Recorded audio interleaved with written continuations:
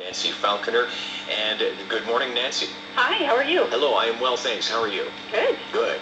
Now, you got in touch with me not too long ago to ask if you might be able to get a youth ambassador on to chat about teens and tanning. And obviously that right off the bat tells me there's a problem to be addressed here.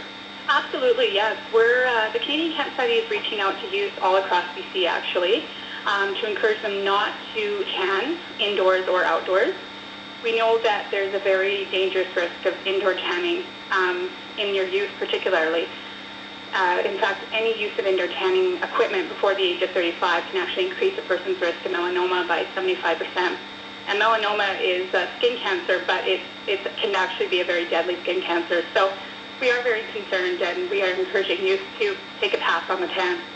Okay, now is this sort of a recent development in terms of findings, or is the sun exposure to the sun different than it was 30 years ago, or what's the cause for concern?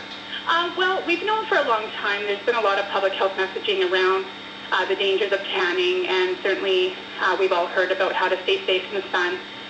But in 2009, the World Health Organization, actually the International Agency for Research on Cancer, which is a division of the World Health Organization, actually came out and said definitively that indoor tanning is a known carcinogen. So we now know that it does cause cancer. And what we also know is that there's no safe way to get a tan. It's unfortunate because I know we've all been there. We've been outside in the sun and it feels so good. But any change in skin color actually is skin damage and can lead to skin cancer. So we're really trying to get that message out there. And the reason why we're really focusing on youth is a lot of young people still feel that peer pressure to tan. And one initiative that we have actually is our Tan Free Grad campaign. A lot of young people, and I remember this myself when I was in high school, want to go out and get a tan before their prom. And it's a really concerning trend.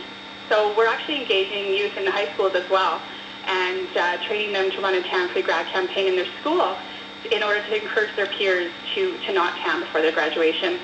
But yes, it's definitely, it's not something new, but it's now something that we know with regards to indoor tanning. It's definitive. We know that it causes skin cancer.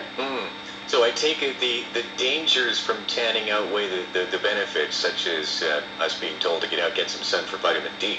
Yeah, in fact, it's quite concerning because there's a lot of myths around tanning, and I think we've all heard some of them. One of the things that people that go to indoor tanning beds are often told is it's actually good for you, that you can get your vitamin D. And unfortunately, it's not a safe way to get vitamin D. The Canadian Cancer Society does recommend that people get adequate vitamin D levels, and we do recommend a supplement of at least 1,000 international units a day. Where we live in North America, we don't get enough vitamin D from just being outside. So we do have to look for other methods to get it. You can also get it from your diet, or just a few minutes of unprotected sun exposure in the warmer months of the year. However, if you go to a tanning bed to get vitamin D, you are putting yourself at risk because any tan, as I said, leads to skin damage and can lead to skin cancer. So would you say that no tan is a good tan? That's right. There's no safe way to get a tan.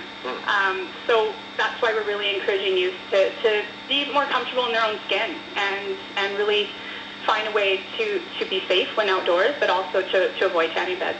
Okay.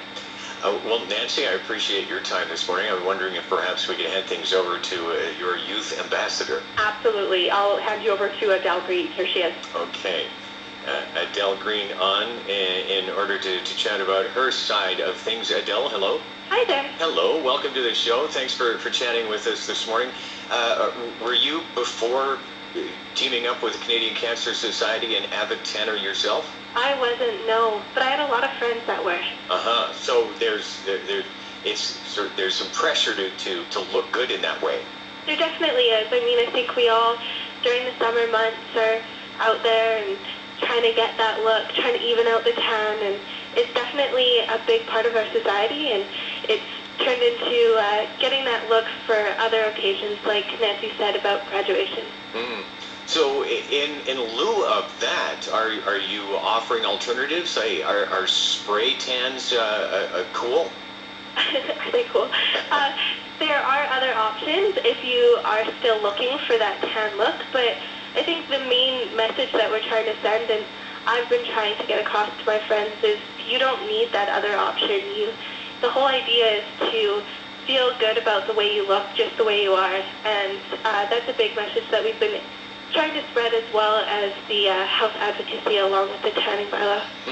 So do you spread this message through regular social circles, or do you actually go out and do speaking engagements, or how do you do your job? I've done both, 5 and 6, talking about sun safety, to graduation classes, talking about indoor tanning, and then some advocacy and work organizations talking about being out in the sun in their workplace. But I'm also that person who posts YouTube videos and comments on Facebook and Twitter about cancer prevention and sun safety, so it's definitely on both sides. Wow. Well, if this brief chat is any indication, you're doing a heck of a job as an ambassador. Well, thank you. Adele Green, thanks for your time this morning. Thanks for having us. Okay, pleasure. Got to say goodbye to you now. All right, thank you. Bye. Bye. Adele Green, Youth Ambassador, and Nancy Falconer as well on behalf of the Canadian Cancer Society. Now, yesterday, I engaged in conversation for his feedback Stephen Gilroy, Executive Director of the Joint Canadian Tanning Association, and I asked Stephen for his reaction on this issue. I think what we have to look at it, and just so you know and your audience knows, that our industry wants regulation, but I think what we are looking for is a comprehensive set of regulations instead of a outright ban for teens. And the reason we see this is parental involvement is the key, and also when you generalize a risk, you can get a number as high as you want. But when you look at the tanning equipment in a tanning facility, the risk factor is about 6%, which is non-significant for any type of regulation.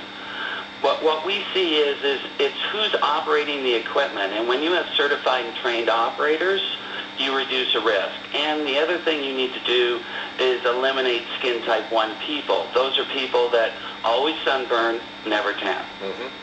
And how do we know when we go to a tanning salon that we're working with a certified operator?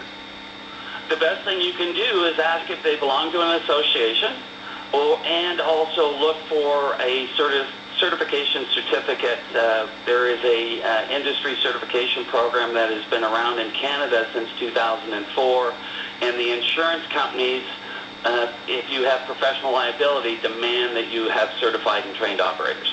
Okay, fair enough. Get the parents involved, have a trained and certified operator, following exposure schedules and making sure somebody is skin typed properly.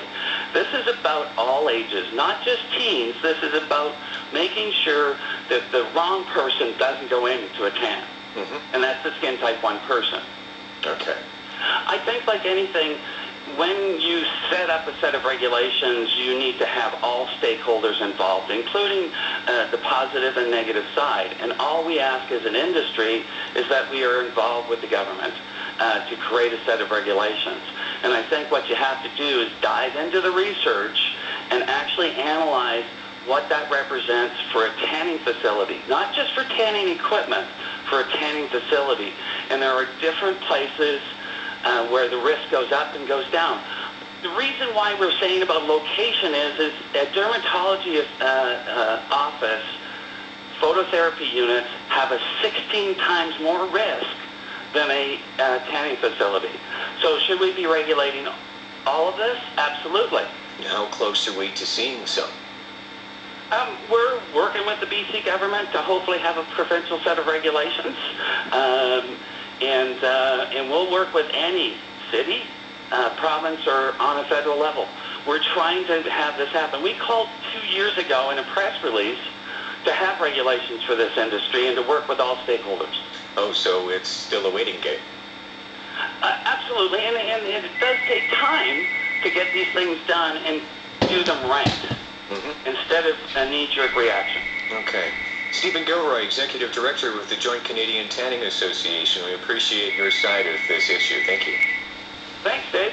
The word now in the mirror of your Newcastle Nissan. And it's no coincidence it spells won. Because you've won with Nissan Now. I'm a little delayed, so you called and it's still won. Now on most new models. 0% financing for 72 months and no payments for 90 days. Now let's talk drive.